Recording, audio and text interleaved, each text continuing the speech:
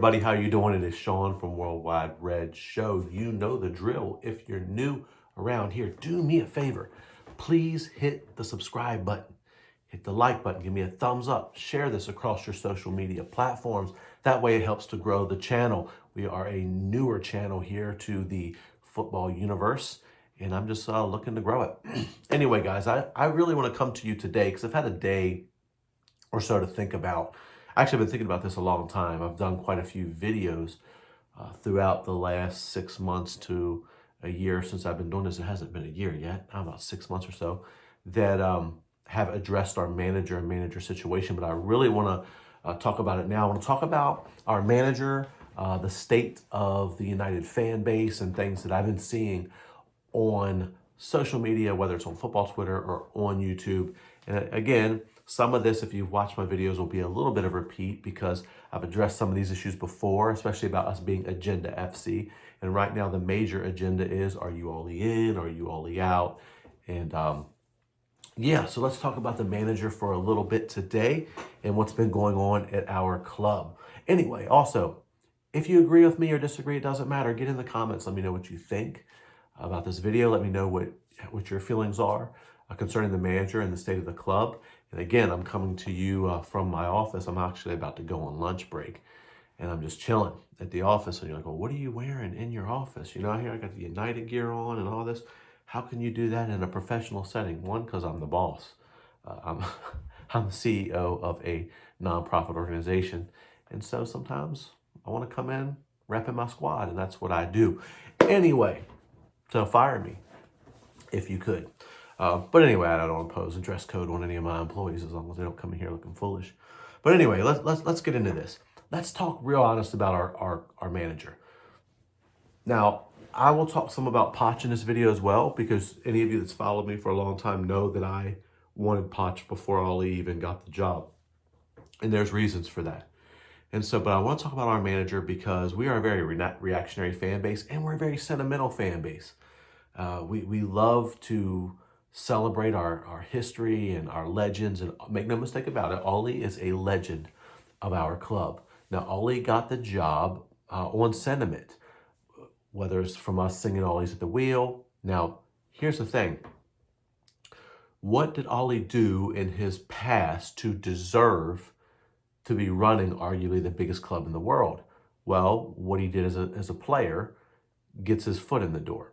What did he do as a manager? Well, he got a job in the Premier League, and his team were relegated.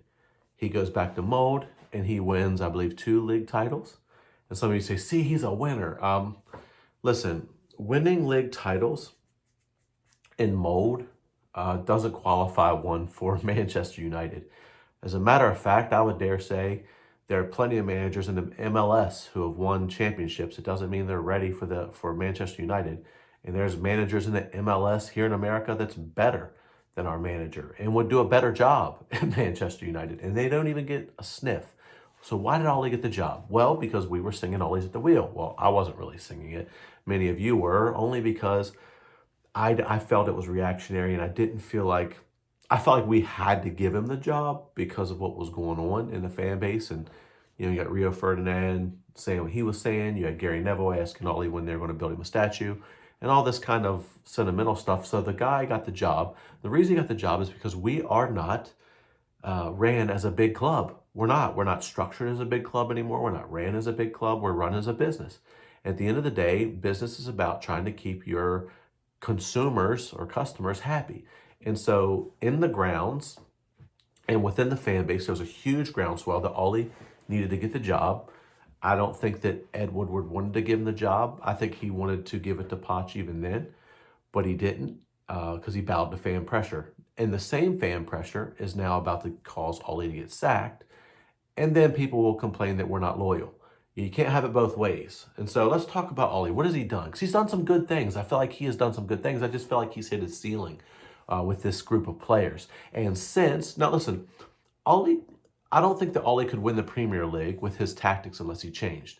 Because when Ole first came in, he played a free-flowing 4-3-3. He let Pogba have a free role just for a few weeks, we've never seen that before. And Pogba morphed into the best midfield player in the world in a free system. He's never been in that since. And so, for people always blaming Pogba, I find that hilarious when the majority of the times Pogba's played as a double pivot in a 4-2-3-1.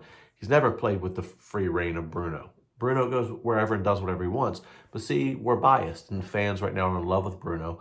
Pogba's always been kind of a hot button issue, and so Bruno can do no wrong. Even though the other day he gave the ball 34 times, 17 times in the first half alone. And I like Bruno. I'm not against him, but he's careless with the ball. But yet it's always somehow Pogba's fault. People were blaming Pogba about the loss yesterday, and he didn't even come on in the second half. Both goals that were scored, he wasn't even on the pitch.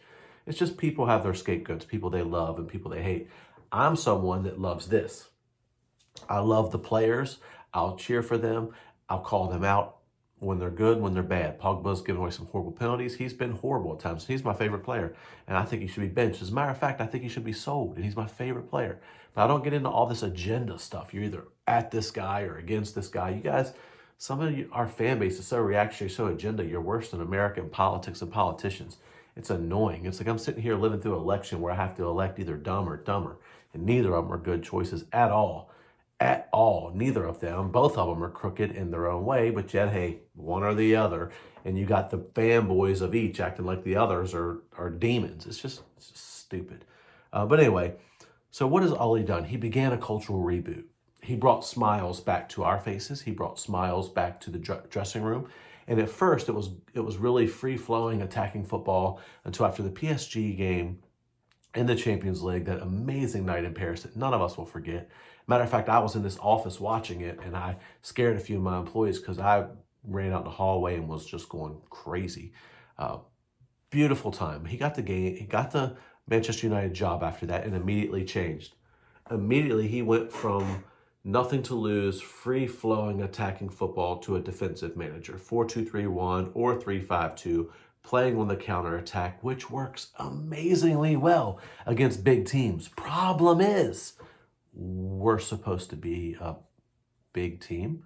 And so when you play without a consistent system that breaks down defensive sides, we are so inconsistent as a team, and we've never been consistent except in the fact that we're streaky.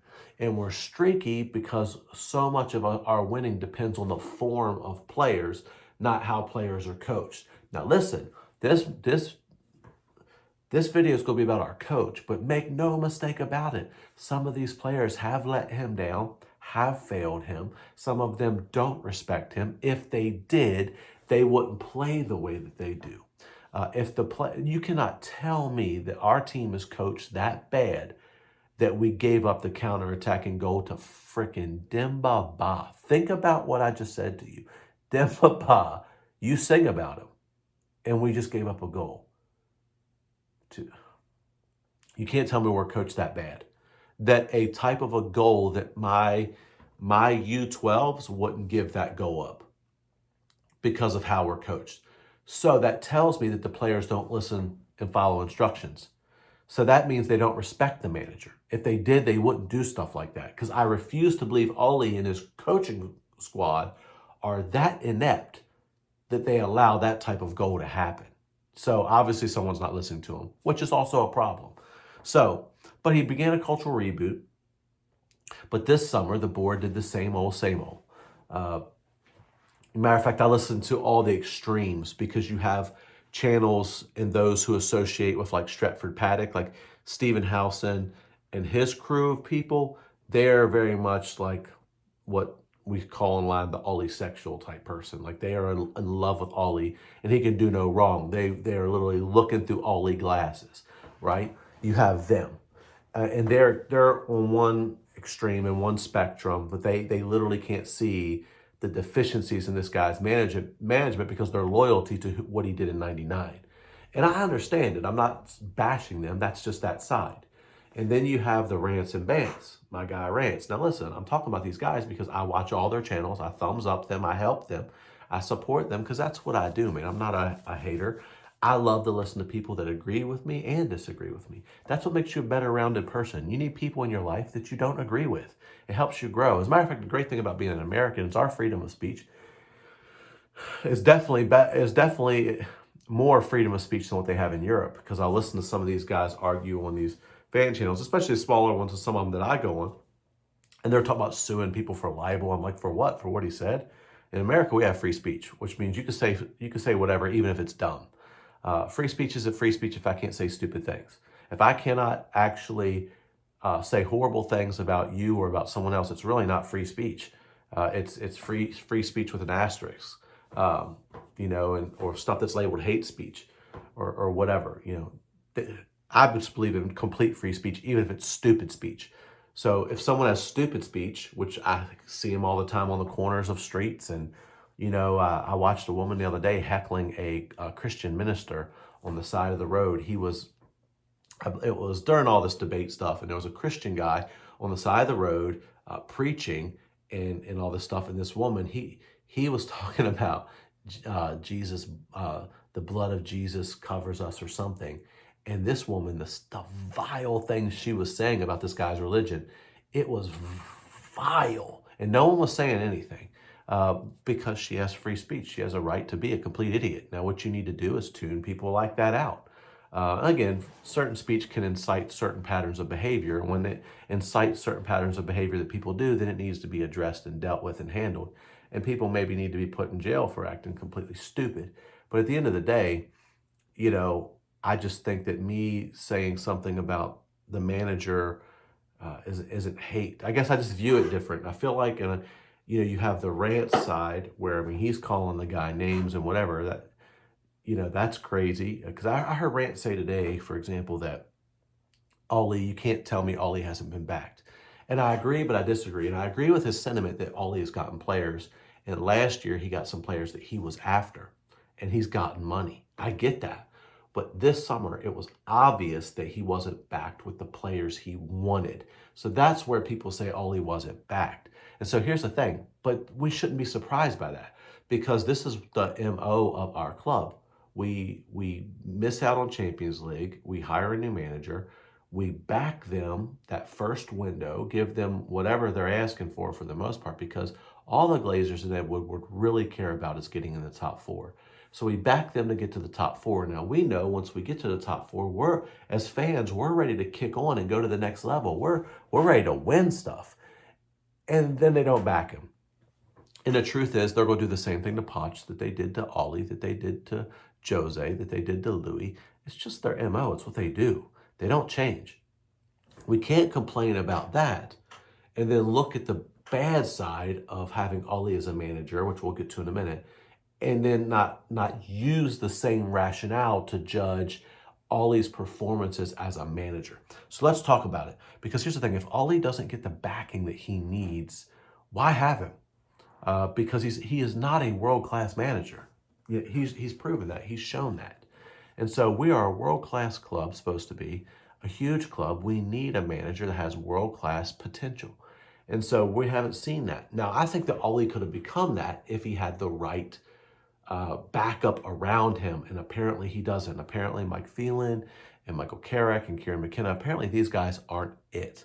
Or if they are it, the players just aren't listening to them. And again, that's a problem. So we need someone who can get the best out of these players, because here's the problem. Are the players somewhat to blame? Yes. Is the board and the owners the main problem? Yes. Ole is not the main problem. However, a better coach gets better out of what we have, and you know very well you can't just sell a whole squad. I see people say, sell them all. So I've probably said that. I've been so mad, I've been like, sell a lot of them. I don't care if I love them. Get them out. I've been so mad because I've watched them quit. I watched them quit on Jose. I watched them get him fired, or sacked, as we like to say in the football world. I've watched them get him fired, and they're going to do the same thing to Ole eventually. But here's the thing. I feel like ultimately, Ole's done kind of what he was meant to do in some respects. He's done an okay job in the reset. He's shipped out some players that needed to go. He hasn't cleared all the dead wood he tried. I don't believe that him not clearing them all is his fault. That's on Ed and the board, and the fact that they pay some people way too much money. But he's got the worst contracts gone. He got Alexis Sanchez gone. He's got Ashley Young off the books. And I think that Chris Smalling moving on was best for both parties, even though I like Chris Smalling. I rate Chris Smalling, but he needed to be in a different league. And it's funny, all these guys are going to Serie A because the game is so much slower. They can play there and extend their career. And good on them. I'm not mad at them. So he's done good there. Now, again, I thought that could we have used a guy like Lukaku now against these small teams because Lukaku is a flat track bully? We could definitely use Lukaku, especially if Alex Telles putting the ball in. But Lukaku didn't want to play for Ole. He made it plain. Ole put him out on the wing, and he was like, what is going on here? He didn't want to play here because he saw himself as a central number 9. Ole came in. Ole didn't see that. Ole sees Marcus Rashford and Anthony Martial as his number 9s. Well, now Cavani, which that's a topic for another day. So overall, I feel like Ole's did some good stuff. It hasn't been all bad, but he's so streaky. So here's the thing. He's obviously not the guy to win us the league, right? He's the guy to prep us, build the foundations for the next guy to come in and take us further. So why are people still holding on to him so much when I feel like he's done that? You ask almost any hardcore Ole-inner, is this guy going to win us the league? They'll be like, well, no. Most of them will say he's not. Then why do we keep him? I feel like he's done what he needed to do. The problem I have is when you have people on the far Ole outside, we're so reactionary and nasty. Like I've said for a while, I'm Ole indifferent. I'm not Ole in, I'm not Ole out. I want the guy to do great and succeed, but I see what I've seen, and he's given us a pattern. So I'll be honest with you, I fully expect us to beat Everton on Saturday. Fully expect us, because it's what Ole does. Every time he should be sacked, and a big club would sack him and move on, he runs off 7 or 8 victories, playing off emotion. We play, our team's very reactionary. We're so streaky. We win a bunch and then we lose teams we shouldn't. We lose games that we shouldn't. The fact is, Ole can beat any big team in the world. He's a great counter-attacking manager. He is great at it. But will that work in the Premier League to get us back to winning leagues? No. Burnley come to our pitch last year and smacked us. And I'm tired of seeing stuff like that. So at the end of the day, I'm not mad at Ole. I'm not saying he's some big fraud and some PE teaching failure and all this kind of stuff. I'm not going to do that. But I'll say this, it's time for him to move on. And honestly, it would be nice now that he knows the rumblings have started, if he actually resigned. That would be better. It would be so epic if he got up and called a press conference out of nowhere and was like, I'm resigning, and this is why. And he really blasted some people on the board about them hanging him out to dry. Now, he won't do that because it's not economically viable for him to do that. He wants to, if anything, he wants to be sacked so he can collect that money. And so I don't blame him for it. But it would be awesome if he did that. And I would respect him a whole lot more if he did. And I think that he would need to do that to really set himself up for another job, because ask yourself this question: who in the Premier League or even the Championship is going to hire him? I mean, think about it. And this guy's managing Manchester United out of sentiment because we love him. And I'll admit it. I'm one of the same people that's had sentiment and everything, but I'm not going to let that blind me to what I see. That either one, Ole's a good coach and he's too soft and people don't listen to him, or 2, he's tactically clueless when it comes to teams that are breaking us down. But he's great at sitting back against big teams. He slapped Pep. He slapped Nagelsmann a few weeks ago. He beat Tuchel. He's good at setting us up for big games. I wish that Ole would become the director of football with a clause in his contract that he got to coach the big games, or something like that, because he's great at helping coach counterattacking football. But I just feel like it's over, and it's time to recognize that we should probably build upon what he's done. We're like I said, we're too streaky. There's no real consistency. We don't really break down defensive sides, and everything I've seen yesterday was a joke. From our tactical substitutions, which weren't tactical, everything with always like for like. And honestly, I feel like it's pre-planned. It's like you can almost say, okay, 60 minutes, here we go. We're going to take off, Matic for McTominay, or I don't know what Ole's McTominay obsession is. That should get him sacked alone. Scott, I could see him as an impact sub when you have to bring Scott McTominay on to, wind another team up a little bit, put a hard tackle in, get a couple smart fouls, slow the team down, make it ugly, set up shop, park the bus to, at Liverpool or somewhere like that, you're winning 2-1, you need to put that person in to really shore it up. Even though he's not a good defender, it's not about that. It's about that nasty side, that aggressive, that passionate side of the game. But the guy doesn't offer anything as a starter at Manchester United. And it's a joke that he gets to play as much as he does. And so Ole obviously has his favorites. Like I said, since he became manager, became defensive, Pogba's never been used in this free role. And you say, well, he don't have it for France. He don't play the same way for France at all. He don't need to, for one, because he's got N'Golo Kante beside him most of the time. So here's the thing, guys. We know the big issues with our team is the board. I get that. Ole wasn't backed with everything that he wanted. Jadon Sancho was the perfect fit for United. Jadon Sancho thought he was coming to United. We all thought we were getting him. The board slaps us in the face by getting a panic buy 34-year-old or so striker who scored all of about 3 goals last season and gave him the 7 shirt. And then here's the amazing thing about our fan base. I got guys on football Twitter putting together YouTube compilations of this kid, Traore, who's 18 years old. He's not 14, he's 18. Acting like, well, we got a good deal here. This is better than Jadon Sancho. Our fan base is a joke. And this is in the argument that Sancho's not worth $100 million. We saved a lot of money there.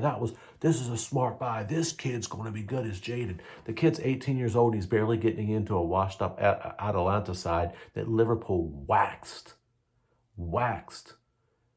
Serie A is slow. This kid, if he's as good as everyone said, he should be destroying this league right now.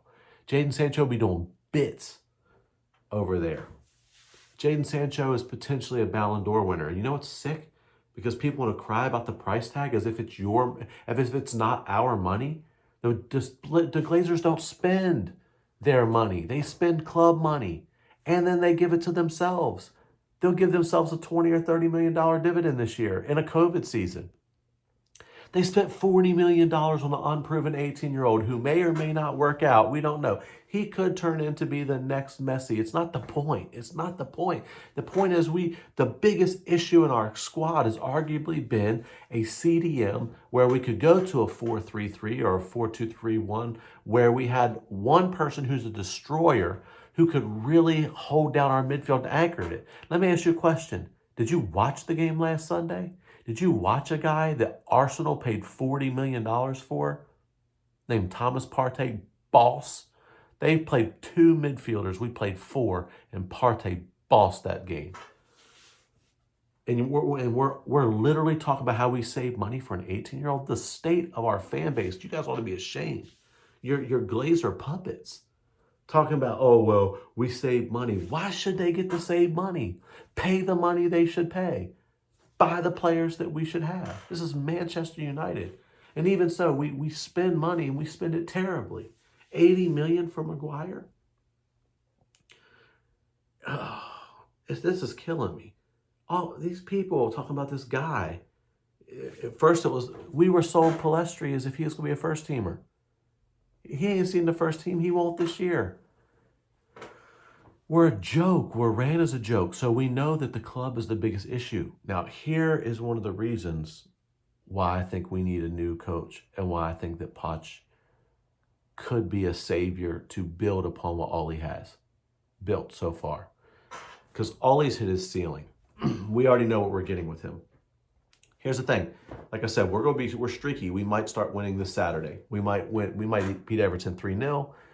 Win 5 or 6 straight games, and all of you guys will be back talking about how Ole's at the wheel. He's finally learned. He's getting it. We've turned a corner. We're going to win the lot. And then guess what happens? We'll go on a 3-game losing streak where we'll lose to West Brom, Burnley, and then who knows who. And then everyone will be Ole out again. It's just a mess. The fact is, he's built something. Let's celebrate what he's built. Let's celebrate what he's done. Let's celebrate that he's trying to turn the ship. But let's also when we send him out, let's do it as a hero, not a villain. Not this Wally and Ole out and all this kind of crap. Let's just say, listen, we'll always celebrate this guy as a legend of our club.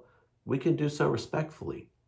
I can see the good he's done and still realize it's over. Doesn't mean I'm some turncoat and have turned against him. I can talk about the fact I disagree with what he's doing or some decisions he's made that I think he should move on without me being vile about it. You know, and I feel like both sides of the debate, like people that say Ollie out, they're a bunch of plastic crybabies, or people that are saying Ollie in, you're just blind, you're an idiot. It's just too divisive, man. At the end of the day, the guy needs to go, and I think that we celebrate what he's done. Like I said, he's brought stability back. He's, we're not consistent, but I'm saying he brought the smile back because things were real tense under Jose. So we have to give him credit for that. He's made some good signings. I think that some of these signings need a different coach now, but he's made some good signings. He's made some not so good signings, but were they his signings? They can't be Ed's signings or the coach's signings when we deem fit. So here's the thing. Donnie Van de Beek wasn't Ollie's signing. You could tell by how he treats him. Look at this past week. Look at Donnie Van de Beek was the only player on the field yesterday, on that pitch yesterday, who was playing a strong game. And he's the first person to go off. Then Scott McTominay's brought on. Matic just moved to center back. The same Matic that Demba just ran past in the first half. How does this make any sense? We cannot defend it. So at the end of the day, I think Ollie has to go. And that's just my stance on it. Hopefully it can be done respectfully. Why do I think Poch? Here's the thing. I've always wanted Poch, make no mistake about it, because I believe Poch and United were a match made in heaven.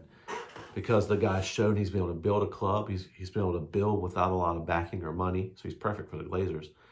He always had Tottenham in top four, even when they didn't. It's just Tottenham, guys.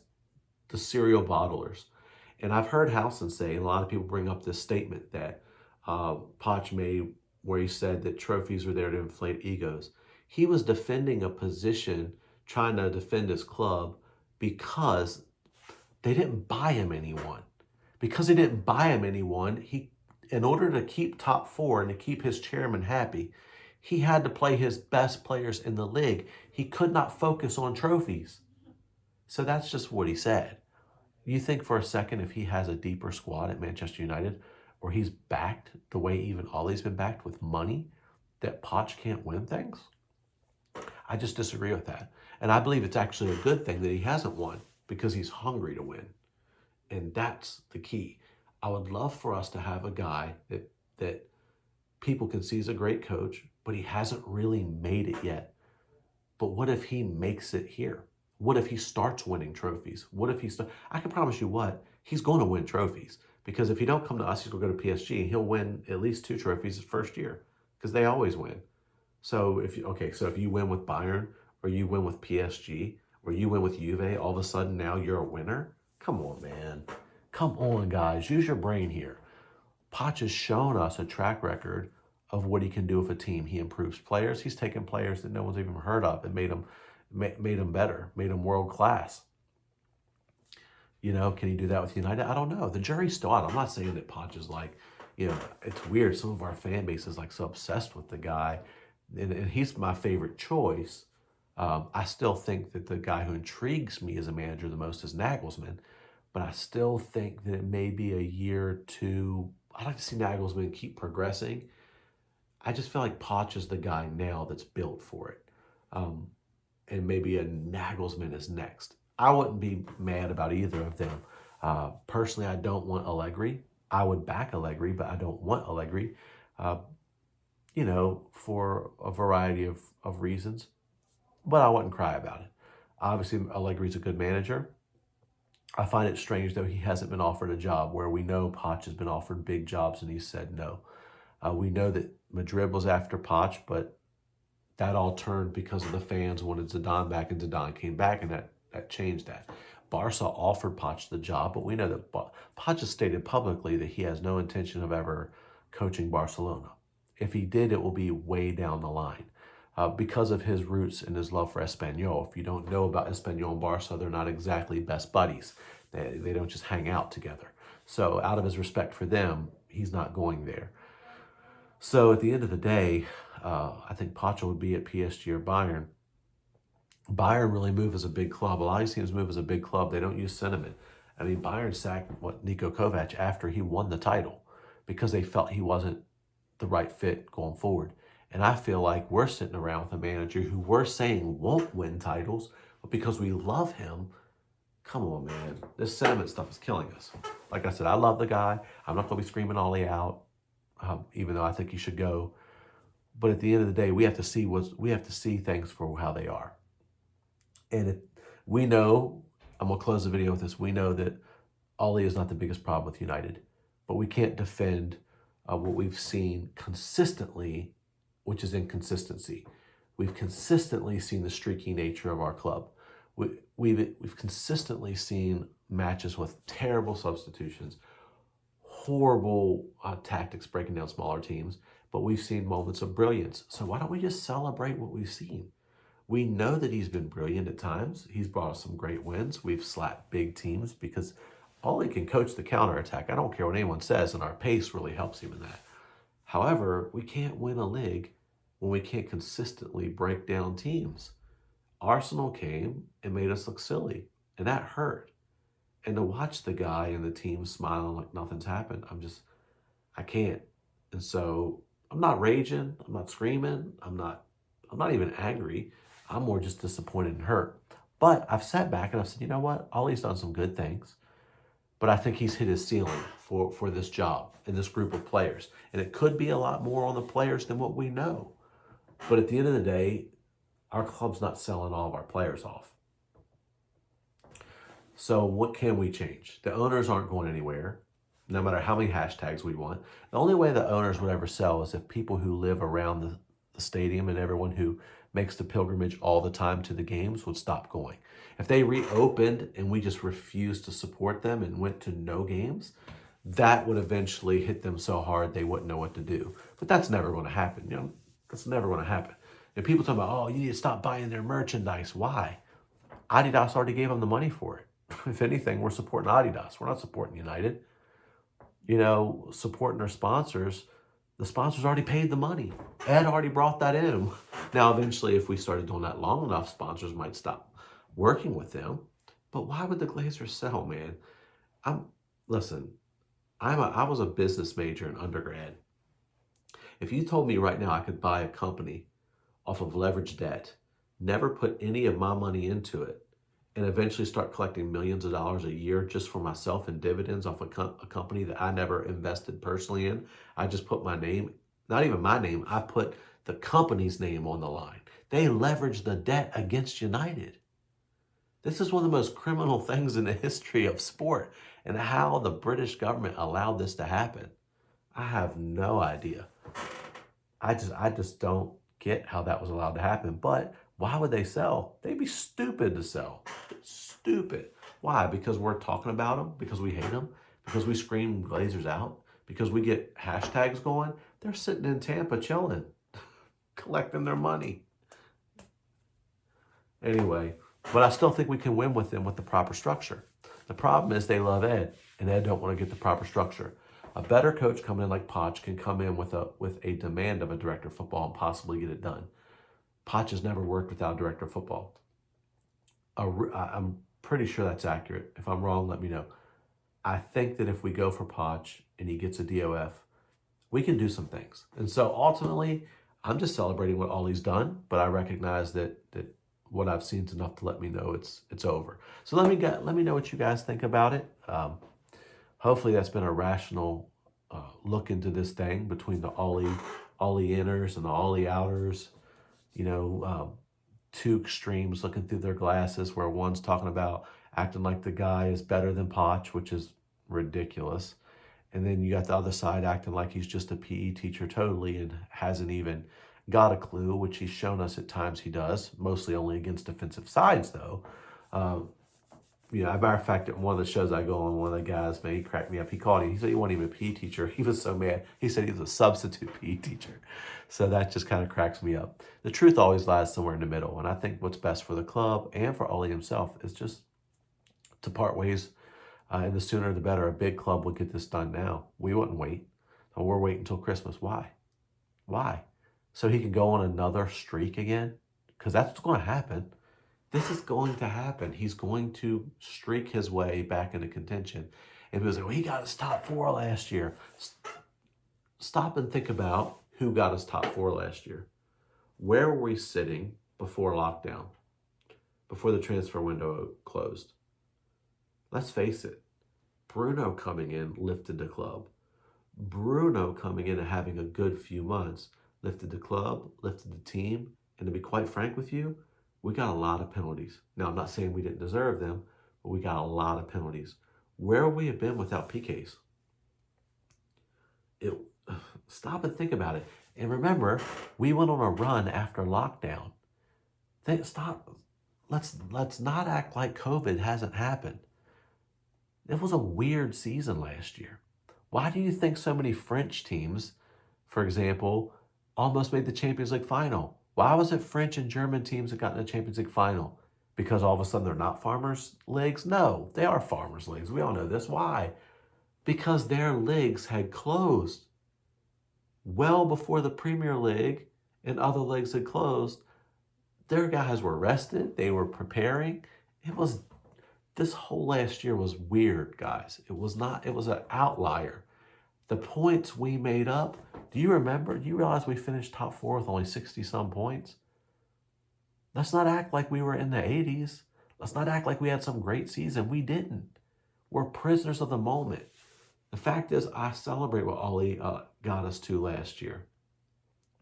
And that was in a COVID year. Then he wasn't back the way he should have. Right now, we're on relegation form in the league. Something has to change. And I've seen enough to know the same way the board history repeats itself, Ole's up and down, is just going to repeat itself. I'll tell you what, I don't think Ole could win us the Premier League, but I think he could win the Champions League if we had the right draw. If we played all attacking teams all the way through, say we got like Barca, then like PSG, and then like a Dortmund style, and then Bayern, we might win the whole thing. Because they'd have to attack us, and we would slap them. But Lord forbid we play Atletico Madrid or a team that sits back, because we're done. And just knowing that's frustrating. You can't have a team with Anthony Martial, Marcus Rashford, Paul Pogba, Bruno Fernandes, Donny van de Beek, Harry Maguire, Aaron Wan-Bissaka. The list goes on and on. Nemanja Matic, and go and lose to Besiktas. Oh, guys, I don't know if you stayed with me or not. Probably not. It's a long video. Too long, a little long-winded. Sorry about that, but that's just my feeling on Ole and how things are going. And let me know what you guys think. I'll be back with the reaction to the Everton match, where I am fairly certain that we will slap them. So see you on the weekend.